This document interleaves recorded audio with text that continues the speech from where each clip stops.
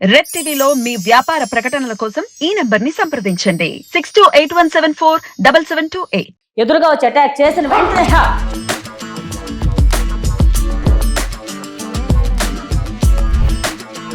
కొట్టలేకపోయినా direct గా ఇప్పుడు మీరేం చేయలేకపోయారు ఇవన్నీ నేను నాలాగా డైరెక్ట్ ఇది చేతావు కదా ఈజీగా దిమ్మ తిరిగిపోతుంది చెవుల మీద గట్టిగా కూడా ఆటోమేటిక్గా వదిలేస్తాడు.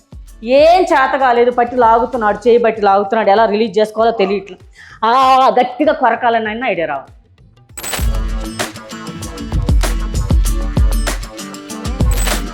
అవసరమైనప్పుడు మన ప్రాణం మీదకి వచ్చినప్పుడు మనకున్న నెయిల్స్ కావచ్చు హెయిర్ పిన్స్ కావచ్చు చేతిలో ఉన్న పెన్ను పెన్సిల్ కీ ఏదైనా సరే ఒక వెపన్ లాగా ఉపయోగపడుతుంది.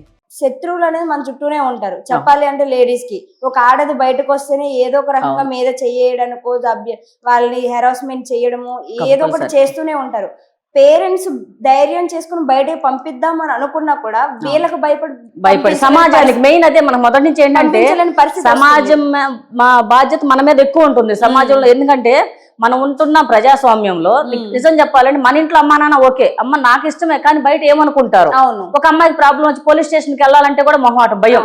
ఏమో పలానా వాళ్ళ అమ్మాయి పోలీస్ స్టేషన్కి వెళ్ళింది అంటే పరుగు పోద్దేమో పెళ్ళవదేమో ఆ భయానికి నలుగురు కోసం భయపడటంతోనే సరిపోతుంది మన లైఫ్ అంతా. కానీ మనం నిజం చెప్తున్నాక మనం తప్పు చేయనంత వరకు ఎవరికి భయపడాల్సిన అవసరం లేదు. మనం చేసేది కరెక్ట్ అనిపించినప్పుడు ముఖ్యంగా అదృష్టం వెల్ విషర్స్ అంటే తల్లిదండ్రులు. నేను ఫస్ట్ తల్లిదండ్రులకే ఇంపార్టెన్స్ ఇస్తాను తర్వాత ఎవరైనా. మన వెల్ విషర్స్ అంటే వాళ్ళే వితౌట్ ఎక్స్పెక్టేషన్ ఏమి లేకుండా మనల్ని సిన్సియర్ గా ప్రేమించి మనకు ఒక లైఫ్ ఇవ్వాలని మన గురించి ఆలోచిస్తారు. వాళ్ళకి మనకి ఇష్టమైన ఫీల్డ్ ని ఒప్పించాలి అంటే వాళ్ళకి భరోసా కల్పించాలి. వాళ్ళకి కాన్ఫిడెన్స్ రావాలి. మన అమ్మాయి బయటకు వెళ్ళినా క్షేమంగా తిరిగి వస్తుంది. ఈ రోజు నేను అర్ధరాత్రి బయటకు వెళ్ళినా క్షేమంగా తిరిగి వస్తుంది అమ్మాయి. ఎంత దూరం లాంగ్ జర్నీ చేసినా కూడా పర్లేదు మన అమ్మాయి ధైర్యంగా ఉంటుంది. ఎందుకు? Because of martial arts. నా బాడీలో ఇది ఉంది కాబట్టి నాకు సెల్ఫ్ కాన్ఫిడెన్స్ ఒక ధైర్యం ఉంది. ఆటోమేటిక్ గా వాళ్ళు నన్ను నమ్ముతారు పంపించడానికి. ఆ భరోసా మన తల్లిదండ్రులకి పిల్లలు కల్పించాలి. వాళ్ళు మనకు అవకాశం ఇవ్వాలి. మన అమ్మాయి ఇంత కష్టపడుతుంది ట్రై చేస్తుంది కదా అడుగుతుంది కదా ఒక ఛాన్స్ ఇచ్చి చూద్దామని పేరెంట్స్ కూడా సపోర్ట్ చేయాలి. మరి అసలు మీరు మీ పేరెంట్స్ ఎలా కన్విన్స్ చేశారు అసలు దీనికి గురించి? నిజం చెప్పాలంటే నేను చెప్పాక నా మైండ్ లో బాగా బలంగా ఇవన్నీ నాటుకుపోయినాయి. మా నాన్నగారికి ఇంట్రెస్ట్ కాబట్టి నన్ను పోలీస్ ఆఫీసర్ని చేయాలని నేను ఏది చెప్పినా కూడా సరే అమ్మ చెయ్యి. ఒకవేళ నేను ఫెయిల్ అయితే కూడా అది ఒకవేళ అవ్వలేదు పర్లేదు నేనే డిప్రెస్ అవుతాను ఒకవేళ నేను అవ్వలేకపోయానని ఏం పర్లేదు మళ్ళీ నెక్స్ట్ టైం ట్రై చేయి అని మా నాన్నగారు మోటివేషన్. సో డాడీ ఏం చేసేవారు? నిజం చెప్పాలంటే మా daddy farmer by birth blind. నేను ఎలా ఉంటానో నాన్నకు తెలియదు కానీ నా వాయిస్ తెలుసు. నేను ఇంట్లో ఉండి ఎంత దూరంలో ఉండే ఫోన్ డైలీ ఫోన్ చేస్తారు. నేను హలో అన్నానంటే నేను ఎలా ఉన్నానో చెప్పేస్తారు. ఏంటమ్మా డల్ గా ఉన్నావు లేదేంటి పడుకుని మాట్లాడుతున్నావా కూర్చొని మాట్లాడు జర్నీలో ఉన్నట్టున్నావే సౌండ్ అంత వినికిడి అంత అబ్జర్వేషన్ అది నాకు అదృష్టం. ఏ రోజు ఆయనకి కళ్ళు లేవన్న ఫీలింగ్ రాలేదు నాకు. కానీ నాకు చాలా మోరల్ సపోర్ట్ మా నాన్నగారు. అమ్మగారు ఇక చెప్పవసరం లేదు. ఆవిడ ఎప్పుడు ఇంక తల్లి అంటే తల్లి ప్రేమ ఇంకా అది అది నో వర్డ్స్. Mother relation. మరి బ్రదర్స్ గాని సిస్టర్స్ గాని ఉన్నారు. ఇద్దరు సిస్టర్స్ ఉన్నారు ఒక బ్రదర్ ఉన్నారు. నేనే ఇంటికి పెద్ద. ఫస్ట్ ఇంటికి పెద్దగా ఉండటమే సగం బాధ్యతగా ఉండేదాన్ని. ఇంట్లో వాళ్ళందరినీ చదువు గానీ సెట్ చేయటం గానీ నాన్నగారు బ్లైండ్ కాబట్టి మేము ఇంట్లో సపోర్ట్ గా ఉండటం ఫ్యామిలీకి. 10th క్లాస్ అయినప్పటి నుంచి ఇంట్లో ఒక్క రూపాయి అడగకుండా నా కష్టంతో నేను అది కరాటే క్లాసెస్ కావచ్చు టైలరింగ్ లో కావచ్చు. ఫస్ట్ స్టార్టింగ్ టైలరింగ్ కూడా స్టార్ట్ చేశాను కెరీర్. టైలరింగ్ నేర్పిస్తూ ప్రతిదీ కూడా నేను నేర్చుకుంటూ నేర్పించేదాన్ని. అంటే బొటెక్ టైప్ లో తర్వాత మళ్ళీ కరాటే కూడా కరాటే ఎంటర్ అయిన తర్వాత మాస్టర్ రవి గారి సహకారంతో ఆయన క్లాసులు పెట్టించారు. నేను స్టూడెంట్ గా ఉంటూనే మాస్టర్ అయ్యాను. అప్పుడు మనకి గురుకుల పాఠశాలలు ఉండేవి.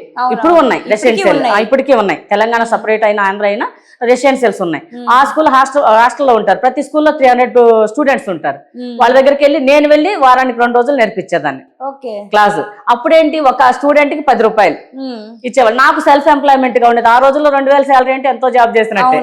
1 అవర్ పార్ట్ టైం జాబ్ లాగా. శాలరీ పెరిగే కొద్ది ఖర్చులు పెరుగుతాయి. అప్పుడు ఆ శాలరీ అంటే చాలా ఎక్కువ చాలా హ్యాపీ అనిపించేది. నేను చెప్తున్నాను కదా ఇక మా పట్టుదల అంటే ఇక ట్రైన్ లో సీజన్ టికెట్స్ తీసుకొని వెళ్ళిపోతే క్లాసులు చెప్పుకుంటా వెళ్ళడం మళ్ళీ రిటర్న్ చెప్పుకుంటూ రావడం. అటు తిరుపతి వరకు కవర్ చేశాను ఇటు విజయనగరం వరకు కవర్ చేశాను. విజయవాడ ఆంధ్రాలో ఉన్నప్పుడు అక్కడ తెలంగాణ వచ్చి కూడా ఇక్కడ కూడా 20 years అయిపోయింది. ఇక్కడ కూడా అన్ని కరీంనగర్ డిస్ట్రిక్ట్ దగ్గర నుంచి వరంగల్ దగ్గర నుంచి ఆల్మోస్ట్ 2 రాష్ట్రాల్లో నాకు తెలవని ప్లేస్ లేదు. మొత్తం చుట్టేసాను. 10 రూపాయలతో స్టార్ట్ చేసిన కరాటే ఈ రోజు 10,000 తీసుకునే స్థాయి వరకు వచ్చింది. ఓకే. ఇది నా లైఫ్ అచీవ్మెంట్ గా భావిస్తాను. నిజమే. మరి మీరు ఎంత నా hard కృషి చేస్తుంటే మరి ఈ రోజు ఈ స్థాయిలో నిలబడి చాలా. అది గ్రేట్ అసలు చెప్పాలి. దాని వెనక నిజంగా చాలా ఉంది. ప్రతి ఒక్క మహిళ మీలాగా ప్రతి ఒక్క దృఢ సంకల్పంతో ఉండి వాళ్ళు సంకల్పం. చెయ్యాలి అని అనుకునే అవును, చేయగలిగితే వాళ్ళకి ఫ్యామిలీ సపోర్ట్ కూడా ఇస్తే ఖచ్చితంగా ప్రతి అవును, ఒక్క అమ్మాయి ఈ రోజు నిలబడుతుంది. ముందు మన సంకల్పం ముఖ్యం, తర్వాత వాళ్ళని అనుకూలంగా మనం మార్చుకోవాలి. అవును. అది ఇప్పుడు ఎందుకంటే చిన్న చిన్న పిల్లలు చూస్తున్నాం, ఇప్పుడు చదివే కాలేజీ పిల్లలు కూడా ఒక్కసారి నో అంటే ఇంకా అది నోనే అని చెప్పేసి వాళ్ళు డిప్రెషన్ లోకి వెళ్తాం, సూసైడ్ దాకా వెళ్తాం, ఆగిపోతున్నారు. మెయిన్ ఆగిపోతున్నారు. అది ఏ విషయంలో అయినా, ఏ ఫీల్డ్ అయినా కావచ్చు. ఎందుకంటే నేను అదే చెప్తాను తల్లిదండ్రులకి, పిల్లలు ఓడిపోవటం కూడా నేర్పించాలి. ఈ మార్షల్ ఆర్ట్స్ లో ఉన్న మెయిన్ విషయం ఏంటంటే పడతాం, లేస్తాం, ఓడిపోవటం కూడా నేర్పిస్తాం. ఇప్పుడు కరాటే ఉంది, ప్రతిసారి విన్నాము, ప్రతిసారి గోల్డ్ మెడల్ రాదు. 3rd ప్లేస్ వచ్చిన రోజులు ఉన్నాయి మాకు. అసలు పార్టిసిపేషన్ సర్టిఫికేట్ వస్తే చాలు అనుకున్న రోజులు ఉన్నాయి. వెళ్ళి అక్కడ నిలబడి వస్తే చాలు అనుకున్నాం. ప్రతిసారి వెళ్ళాలి, ప్రతిసారి గోల్డ్ మెడల్ రావాలి, ప్రతిసారి విన్ అవ్వాలని లేదు. అవును. ఓడిపోతాం. ఒకసారి ఒకరు గెలుస్తారు, ఒకరు మనం ఓడిపోతాం, పడతాం, లేస్తాం, దెబ్బలు తగులుతాయి. ఫిజికల్ గా ఈ విధంగా మెంటల్ గా స్ట్రాంగ్ అయిపోతాం. లైఫ్ లో అప్ అండ్ డౌన్స్ కామన్, గెలుపు ఓటములు సహజం. ఈ విషయాన్ని ఇప్పుడున్న పేరెంట్స్ ముఖ్యంగా చెప్పాలంటే, ఇప్పుడు చాలా మంది ఎవరు ఓటమిని యాక్సెప్ట్ చేసే పరిస్థితిలో లేరు. అసలు ఈవెన్ పేరెంట్సే లేరు. ఏంటి మా అమ్మాయి ఎందుకు ఓడిపోయింది, మా అమ్మాయికి ఎందుకు మెడల్స్ రాలేదు, నువ్వు ఇలా అన్నప్పుడు పిల్లకి ఏమనిపిస్తుంది, ఓ నేను గెలవాల్సిందే కదా, నాకు రావాలి కదా, ఎందుకు రాలేదు. లేదమ్మా, అప్పుడప్పుడు ఓడిపోవటం కూడా ఉంటుంది. ఓడిపోతే మళ్ళీ పట్టుదల పెరిగి మళ్ళీ నెక్స్ట్ టైం విన్ అవడానికి ప్రాక్టీస్ చేయాలి. ఈ విధంగా నేర్పించాలి పిల్లలకి. ఓకే.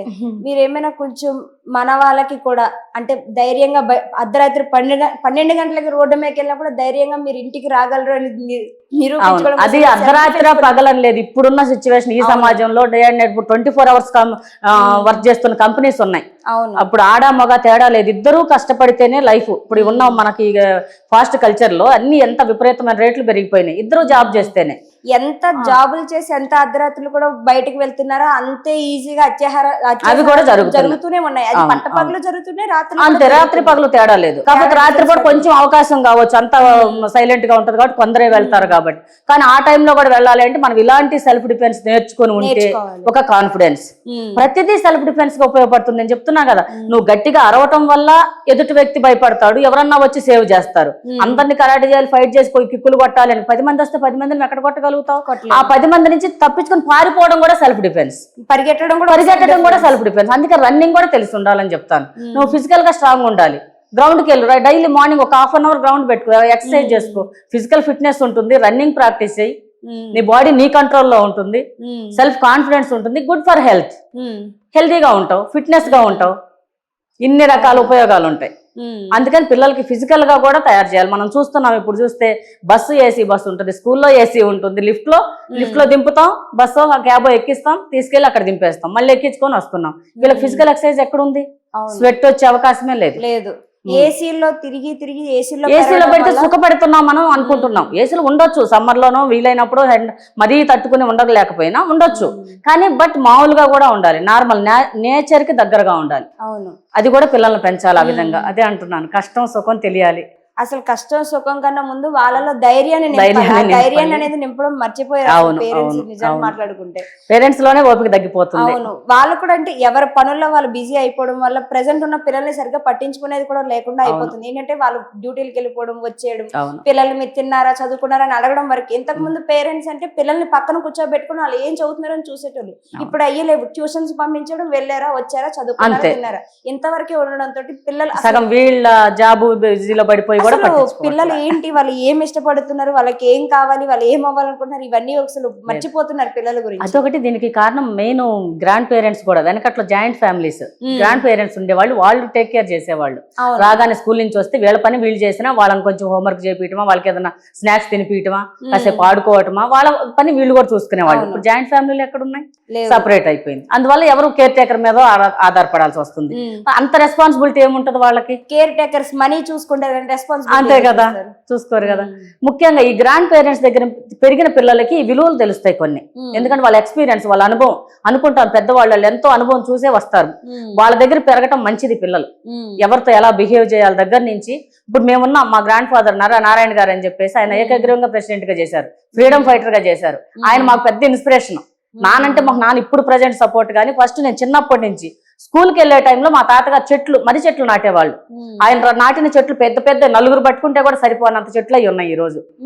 కొన్ని నదులు కృష్ణానది ఒడ్డున కావచ్చు, చాలా ఏరియాల్లో అలాంటి చెట్లకు మాతో కొన్ని నీళ్లు పోపించేవాడు. నేను స్కూల్కి వెళ్తున్నాను అనుకోండి, బ్యాగ్ తీసమ్మా, బ్యాగ్ పెట్టి ఒక్క కడవ నీళ్లు తీస్తా. అది దిగుడు బావులు. బావిలోంచి దిగి ఒక బిందె నీళ్లు తీసుకొచ్చి 4 చెట్లకు పోసి స్కూల్కి వెళ్ళేవాళ్ళం. రిటర్న్ రాగానే అమ్మ ఏమైనా స్నాక్స్ పెట్టమని అమ్మతో తినిపించి, తిన్న తర్వాత చిన్న పని ఉందని చెప్పి పొలం పని దగ్గర నుంచి అన్ని చేసాం. అంటే మేము రైతు కుటుంబం కాబట్టి పొలంలో అన్ని గడ్డి కోసే పని దగ్గర నుంచి చెట్లు నాటే దగ్గర నుంచి చెట్లకు నీళ్లు పోయటం. తోటలు ఉండేవి మాకు, మామిడి జీడి మామిడి తోటలు. ఆ చెట్లకు అక్కడ పనులు చేసేవాళ్ళం. అది పెద్ద ఎక్సర్సైజ్ గా ఉండేది. అవన్నీ చేసేటోళ్ళు కాబట్టి అంతకు ముందు వాళ్ళ మనుషులు బలంగా ఉన్నారు, హెల్దీగా ఉన్నారు, మంచి ఫుడ్. పిల్లలకు కూడా అదే చెప్తాను, గ్రౌండ్కి వెళ్ళి వచ్చాను, ఇప్పుడు ఆటలు ఆడించండి కాసేపు, 1 గంట గేమ్స్ కి పంపిస్తే వచ్చి మీరు ఏం పెట్టకపోయినా వాళ్ళు తినేస్తారు, అడిగి తింటారు. అప్పుడు వాళ్ళు హెల్తీగా ఉంటారు కదా. మా వాడు తినడు, మా పిల్లవాడు తినడు అని చెప్పి వాళ్ళు పట్టుకుని గిన్నె పట్టుకుని తిరుగుతుంటారు. వాళ్ళు అమ్మటే వాళ్ళు తినరు అని ఎలా తింటారు? ఆకలి అయితే తింటారు.